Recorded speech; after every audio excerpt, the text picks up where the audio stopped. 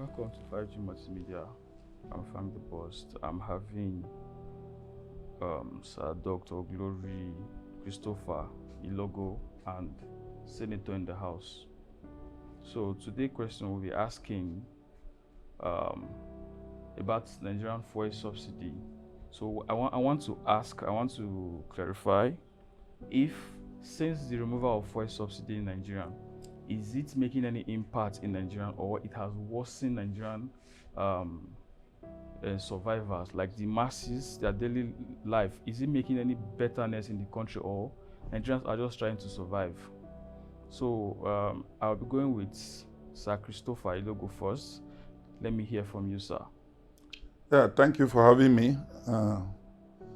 It's a good question.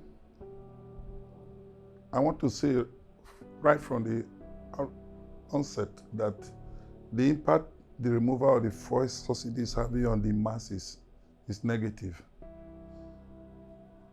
Having said that, that negative impact will be positive on the long run. I used to say this: to make an omelette, you must break an egg. And to have a baby, there must be labor pangs, labor pains. So for everything that is good, there is always a price, the pains. You know, to cultivate a yam farm, you have to clear the bush, dig the heaps, plant in the sun, weed, and tend the yam crops. That is not sweet. Okay. That's painful. But at the end of the day, you are rewarded by the harvest. In a brief statement, that is the answer I will provide for you on that question. I will elaborate later. Okay, so let's hear from Senator. Frank, because thank you for having me in your show. When my attention was first called to this topic, and I said to myself, this one Frank is talking about, maybe because on his way back from Lagos, he used almost his own money to buy fuel. Definitely, he's telling on him. Probably this could be the reason why he has called for this podcast using this topic. You know, by the time we say things like this, that looks like as though whatever we say is in favor of the government, they will call you an APC fanatic or an APC member. By the time you don't criticize the government, you don't talk anything bad about the government, they will call you an APC, that you are under APC payroll. But the truth must be said. They said that no matter how long you tell lies, you can never become the truth. Having said that, doctor here made certain emphasis. Before you achieve success, you must go through rigorous process, of which is true. And my question goes down to all these years that the government have subsidized fuel, all these years that they have said, okay, fuel subsidy, has it benefited the masses too? Have Nigerians not complained? You know, the last time we spoke in our podcast, I said to you that Nigerians were all about this. We always ask for more. We always have to ask for more. Even now, during the removal of fuel subsidy, we know how much the price of fuel catapulted to. Even while we had the likes of Dangote who in his own way had to influence the price of fuel, and the price dropped down. The question is, those commodities that were affected by the removal of fuel subsidy, the price of those commodities, did they drop even if it's 2%? Did they drop? Okay, but you know that brought this inflation of a thing in Nigeria. Yes. Dollar is on the rise. Yes. Everything is pricey right now. Dollar is not on the rise, it's on the fall. I want to correct you on that. Okay. So, but before, I think dollar like $1,000. It went as high as 2,000 naira to a dollar, to 1,850, down to 1,450, and now it's below 1,400. But before the fuel subsidy, it was not up to that amount. Yes, like you rightly said from the outset, removal of fuel subsidy indeed affected the economy, the masses, and the rate of inflation. In that, fuel being used to transport farm produces and industrial products, there is bound to be rise in fares, in cost of haulage, and that rise in cost of transportation is bound to be passed over to the masses, to the consumers. So in that respect, there will be inflation. And with inflation, there's hardship because income is somehow fixed.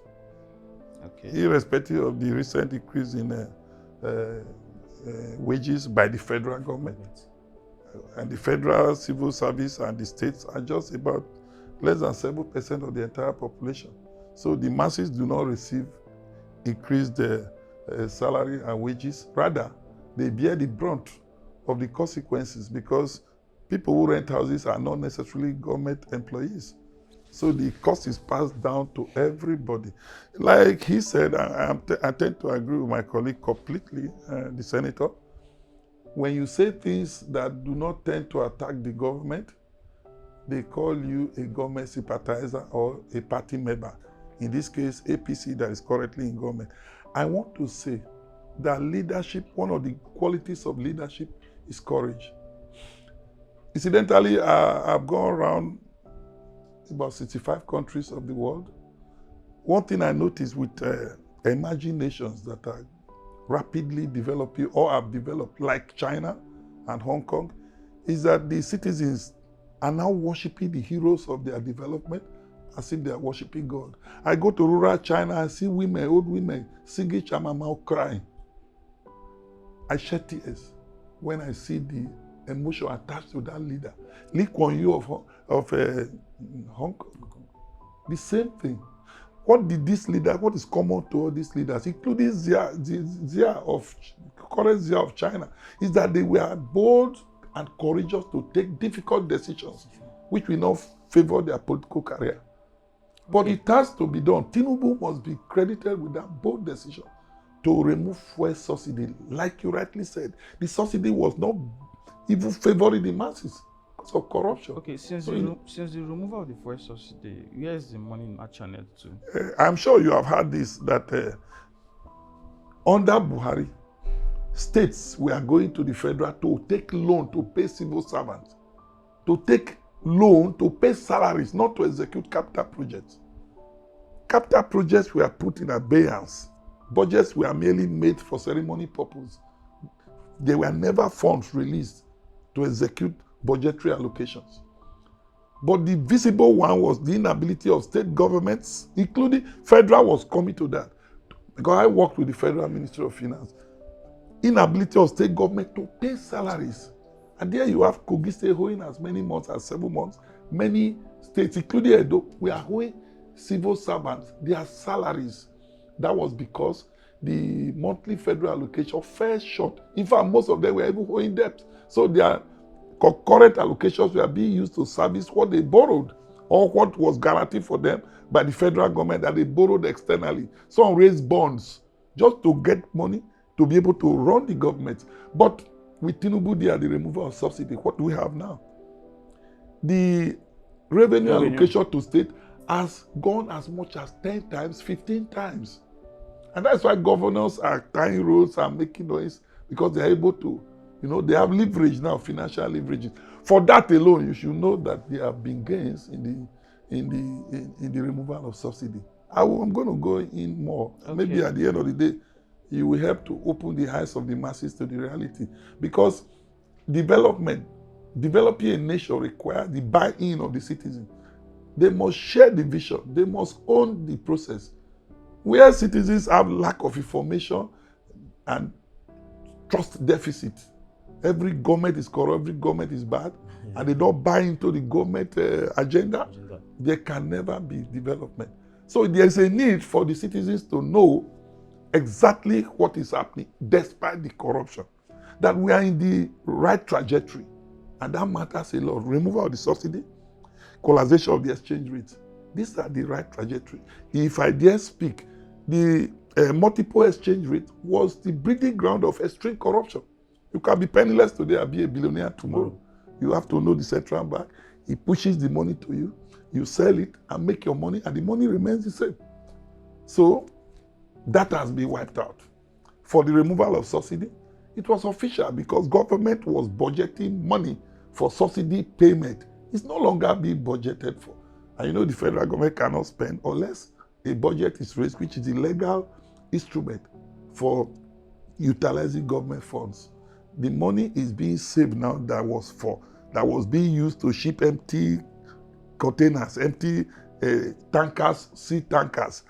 They just come and fill a paper that they brought that 300,000 metric tons, and they go back empty. They came in empty, they go back empty. Just round trippy, just to, exploit that subsidy, that pseudo subsidy, or subsidy whereby the people in power collect the so-called subsidy while pretending that we are consuming 293 million liters per day, whereas the actual consumption is less than maybe 30 million liters, as the case has been proven. Okay. So I want to further buttress this point of view is that these things, they take time. Yeah, they are going to take time. So Nigerians, we have to be patient. Some people will say, first tenure is almost done. But that way, it has to take time. And I want to use this medium to commend that it's been a very long time since I came across somebody physically, who is analyzing what is happening, not out of let me use this term anywhere but left way. Some people just this government is bad, Tinubu is this, Tinubu. Some people, they don't even know where the government is heading to, where they are coming from, and they will just begin to lambast and criticize the government. Okay, I want to ask, since they remove subsidy, I'm like, there's supposed to be enough funds. Why are they still borrowing money? In that regard, like he rightly said, even if they are borrowing money, not as before, not as during the time when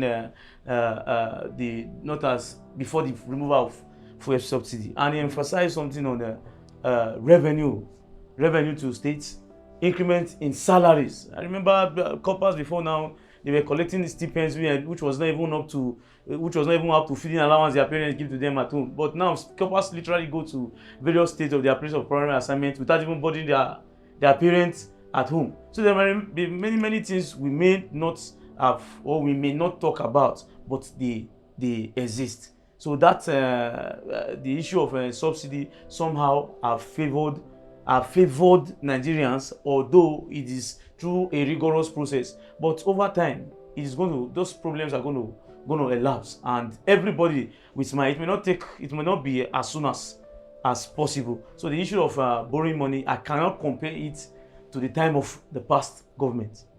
Okay. Just to add to what he has said, there's nothing wrong with borrowing. For instance, if I have an opportunity to borrow $1 million at 1% rate, even without establishing any business, I can deposit that $1 million in a bank and get 7%, and I'm paying 1%. Am I not making money? Yes. Okay, I'm sure there are many things that people want to invest in, like Okada riding or anything that they need funds to establish. You have access to cheap funds. Why won't you take it? The richest countries in the world, apart from China, are debtors. They simply use your money to make gains and return a part of their profit back to you. So borrowing is not bad. It's only when GDP to borrowing ratio falls below the national lawful limit. That is when it is wrong. That means a debt that you will not be able to service or pay. I want to say this. It will shock viewers to hear me say that Nigeria is a very poor country. Very poor country. I hear Nigeria is rich. We are so rich. Wealth relative to population size. Yes. I want to give you an example. We hear of Kuwait, Saudi Arabia, Qatar. Their total output in petroleum production, 6 Gulf states, is Saudi Arabia is 10.5 million barrels per day. Nigeria's OPEC allocation is 2.5 million.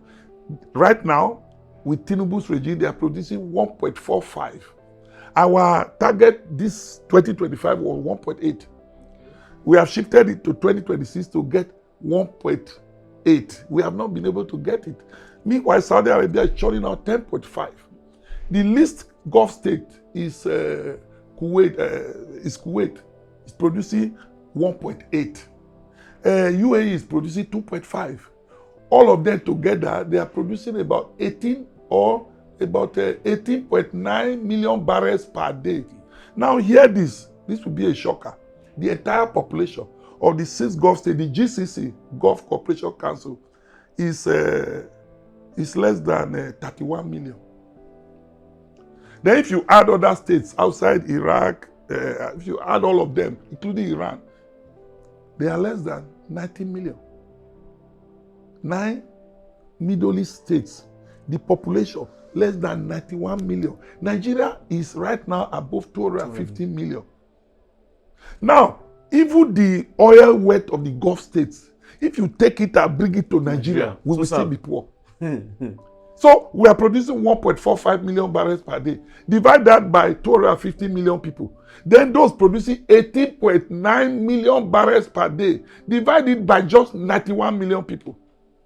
Then you see the extent of our poverty. In addition to that, Nigeria is not a productive country. It's a merchandising country, buying and sell, consumption.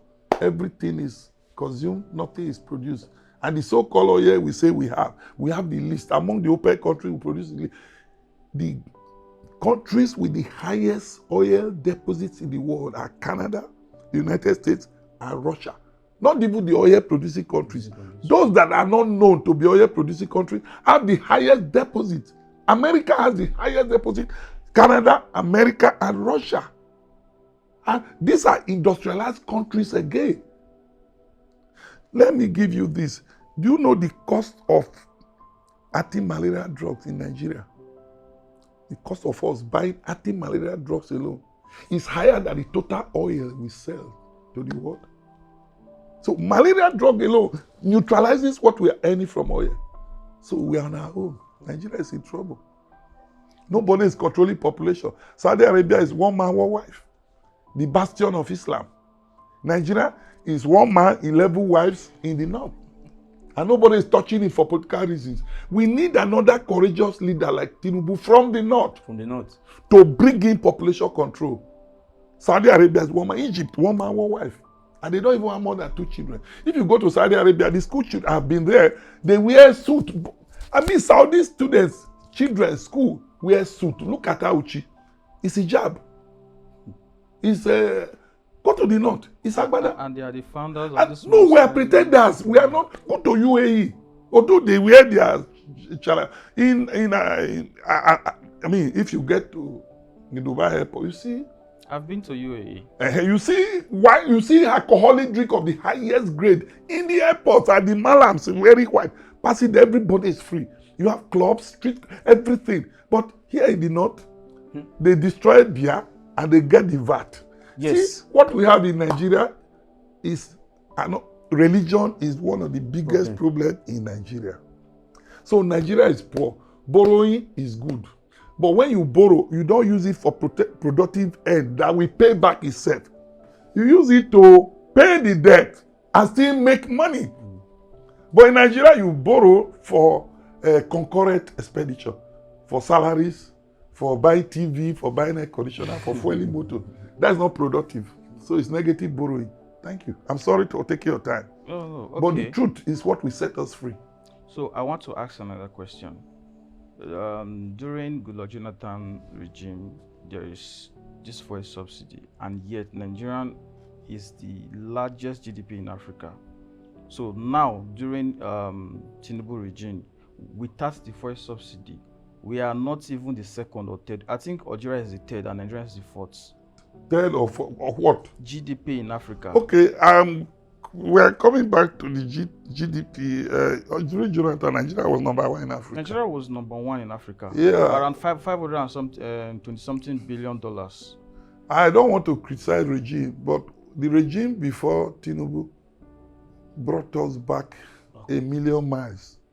Even Jonathan's transformation agenda, I think one of our biggest problems, the elites in Nigeria, the illiteracy all over the world is counterproductive because they hardly understand unless they are told. the masses that are not educated. But the problem in Nigeria are from the elites who are supposed to know, who do not know.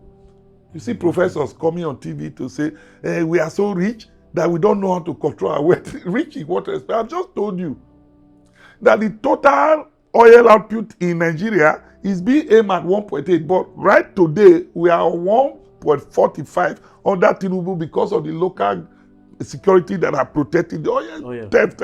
Yes. I don't want to, go beyond my brief because it's dangerous to name. So Nigeria is poor. We are not productive. Everything in this parlor is important. Everything. There's nothing here that is not important. Okay. Since we agreed on the fact that Nigeria is poor, why is NNPC fighting Dangote?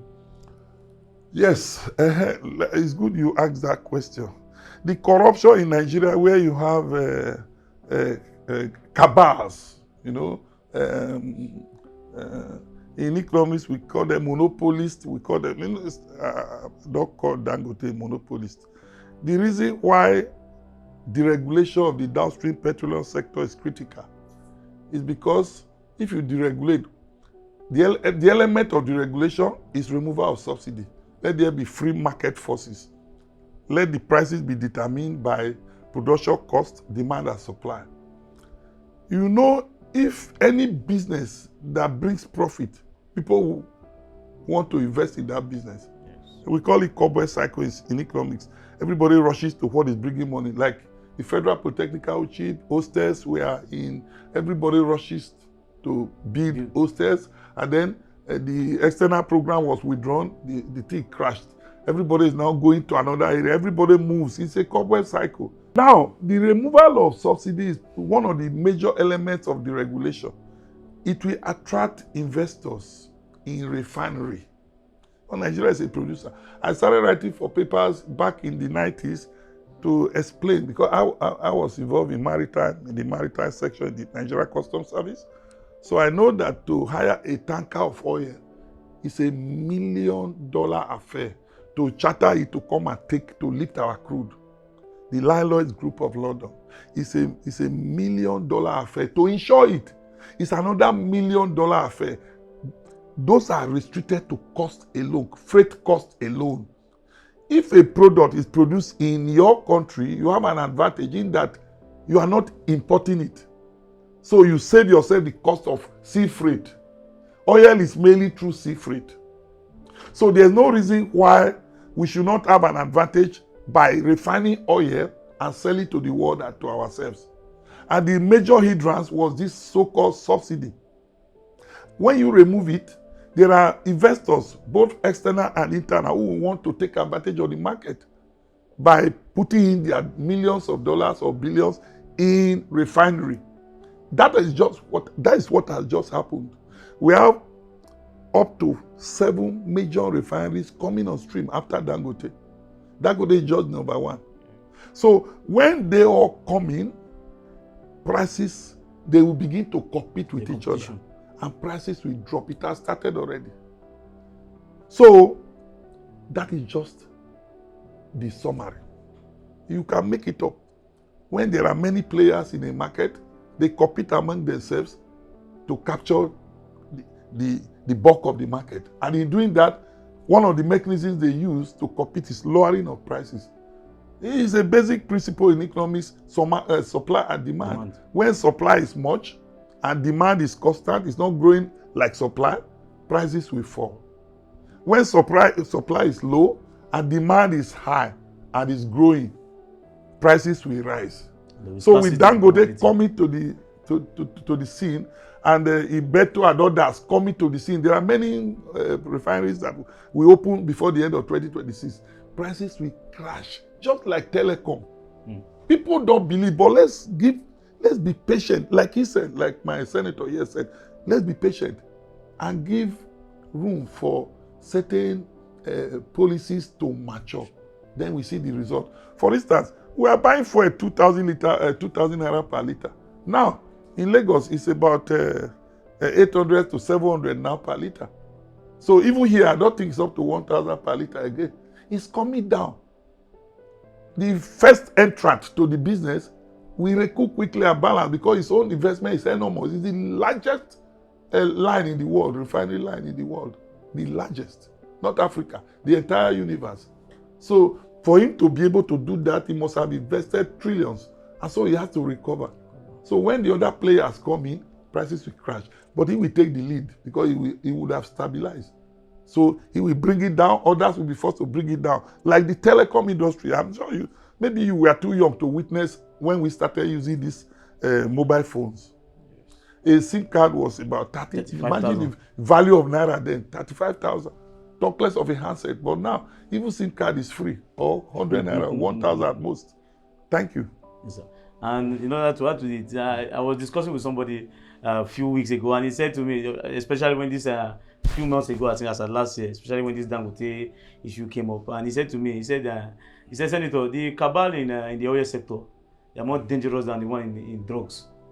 The cabal there, the cartel, they are more dangerous, and especially if whatever this person, whatever this the development being brought by somebody, if it's going to favor the masses, or it's going to be a stumbling block as against what those corrupt cabal have. Only they are going to fight it. They are going to do that possible best to make sure they disintegrate the plans of this person coming up.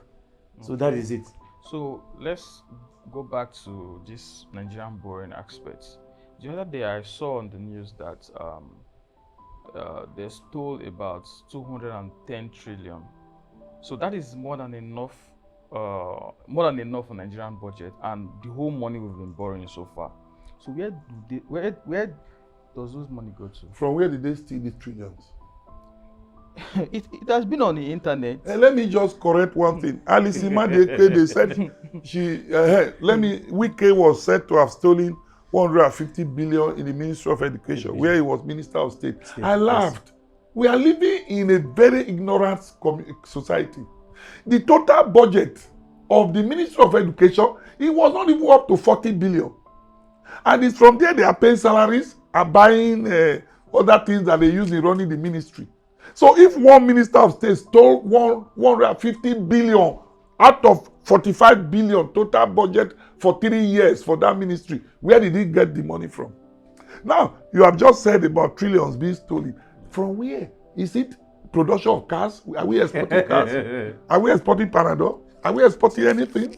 Now, the oil I told you that we are producing at 1.450 barrels per day as a price internationally, maybe $60 per barrel or so.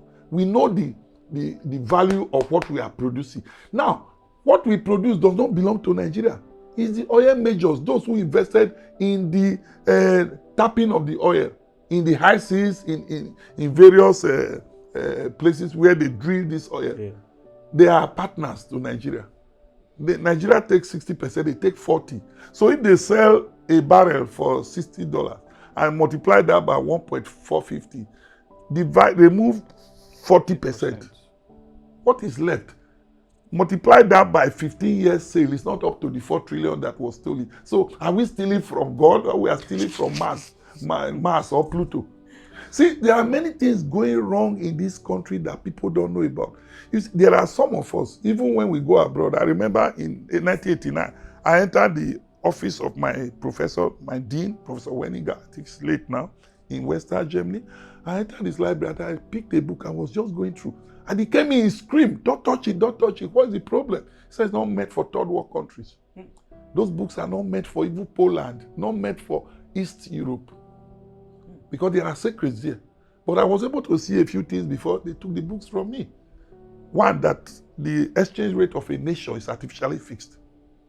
Because they are on political economy. Two, that no nation will ever be developed unless they have a homogeneity in one aspect of their life. The same tribe, the same religion, the same ethos, like US, which was freedom. But US is going to crash. The freedom must be taken too far. So freedom is what will kill US. Take note of that. I may be dead, but you know that it's a fallen nation. No country, in those books they wrote, no country will ever develop unless they belong to the same tribe or race. So that means there's no hope for Nigeria. Oh, there's no hope. There's no. Let me just put it this way: if I live too long, maybe I die at the age of 95, which is just about 30 years time. But definitely, if I get there, it will be a miracle. But let somebody note it down so that you tell somebody after me, Nigeria will never, I'm sorry, develop.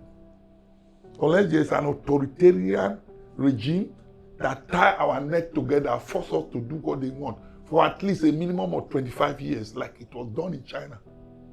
After then, you cannot begin to release freedom little by little. Otherwise, Nigeria is a country that is being, there's a tug of war where some people will hold each other that way, some people hold each other this way, then you start pulling at the center. In Nigeria, what we have is multiple pullings, multiple tugs of war. One here, dragging the center. It can never develop because our budgetary system is, oh, you are giving 10 roads to Edo, 10 roads to Lagos. You must give 10 roads to Bauchi, 10 roads to Gombe, 10 roads that they don't need.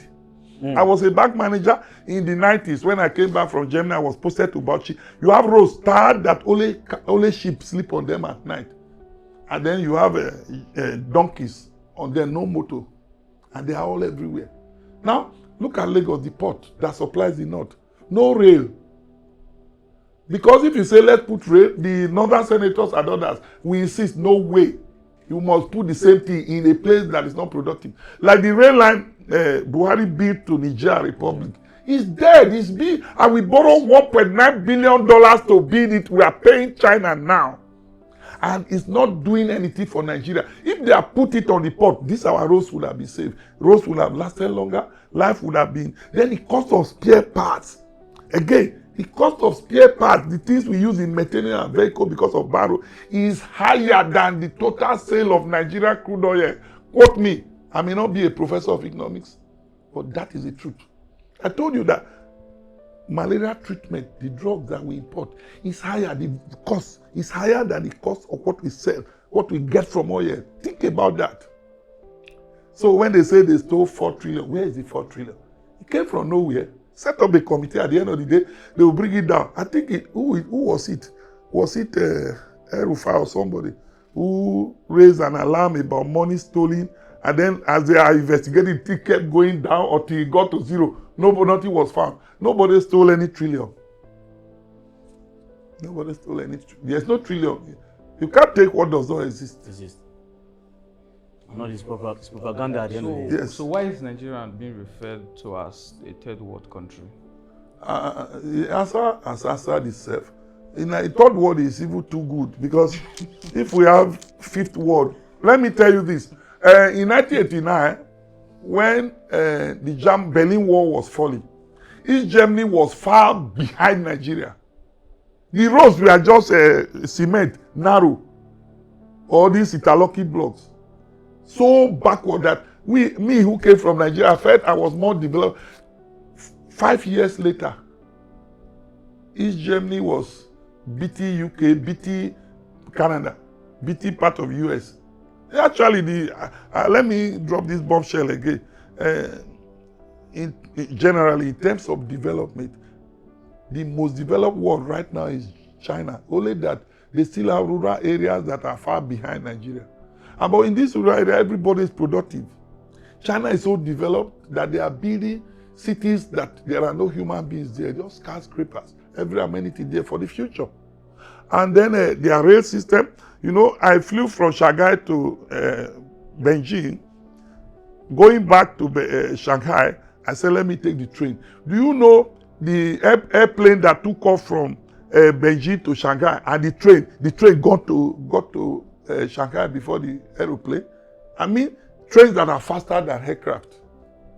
China is so advanced in building infrastructure in so much that each time I'm in China, having visited 4 times, I see American tourists, British tourists, French, always open their mouth looking, just looking. And you hear noise about the tallest building in the world here and there, the one in Dubai. No, China has it. They don't talk about it. They don't talk about it. I was just talking to my friends. When I get to Dubai, I'll go there and say, no, look at the tallest building, balloon building. And when I got there, I went You know where aeroplanes fly, 35 feet above? The balloon building is above where aeroplanes fly. That is above that cloud you see when you are flying. So when you are there, you are not allowed to spend more than 10 minutes because it's pressurized, so that you won't bust out, your blood won't bust out. They rush you by, you just take a bottle and then you go there immediately. Now you see aircraft, international aircraft flying below. So China is doing the longest bridge, intercontinental, from Zhuhai, it's a port city, Zhuhai, to Macau, which is just a city-state, to Hong Kong, which is closer to Europe. So, through the ocean, a bridge. And they have done more after I've seen that one. I remember in 1989, I saw in Germany, West Germany, I saw a bridge, and then another bridge on top of bridge. Both of them are river. I was weeping. I said, you mean a river can be on top of another river? But when I got to China, I saw something else. They don't destroy hills to build roads. They penetrate hills. They don't build bridges on water anymore, except this one they want to display. They put highway. In Shanghai, for instance, a twin city. There's a big river in Shanghai. The highway, 8 lane, went under the river. You don't even know. Then rail lines went under the highways. And it's a natural river, still going on its course. Please, I think I'm digressing from the topic of this discussion. But to put it lamely, Nigeria is a 5th world country and we are going to 6th, 7th. And a few years back, let's say 30 years back, you are older. China was behind Nigeria in development. I just told you that in 1918, after my NYC in Kano, I found that East Germany was far behind Nigeria. East Germany, although you don't even know whether there was East or West now. I know. It's only Germany, some of you are seeing. Well, at the time I was in Germany, there were no blacks, only American soldiers. The day I saw a black man, I cried. Myself and him, a Ghanaian. We heard each other, I cried. They were separating us. I couldn't bear it. I was crying. And then, Germans then, any black they see, they think you are American. An American soldier. Well, go there now. Whites are in the minority. In Germany now, whites are in the minority. You go to Frankfurt Airport, which I was some few weeks ago, you see Asians, Chinese, blacks everywhere. You hardly see a white. They are minority right now. Arabs everywhere. So Nigeria, in terms of being 3rd world, I think we are lucky. Because we are moving to, and we have already gotten to 4th, 5th. We are going to the 6th world. Although in some pockets of areas, like you go to Ikoyi, you go to a part of Abuja, you go to a part of, this Atlantic, you will see that what is there competes with what is anywhere, central business district of any other country. But that is just there. We are talking of expressways traversing the nation. Infrastructural development. The beauty of infrastructure is lacking. So where is the development? You have a fine apartment, you go to America or Canada or anywhere, apartment may not be as fine as this. So you are 1st world here. But the generality of the populace, the generality of the outside, they are 7th world, 9th world. Thank you. Thank you, sir. Do you have any contribution to I that? thought you have said basically almost everything I have in mind. And some of the things he has said to me, he said that when the man stops learning, he starts dying. You are dead. Yes, I think I have even learned from some of the things he has said here today. Yeah, so thank you very much, sir. I send it to yes, sir. So I think we'll call this a wrap. Thank you.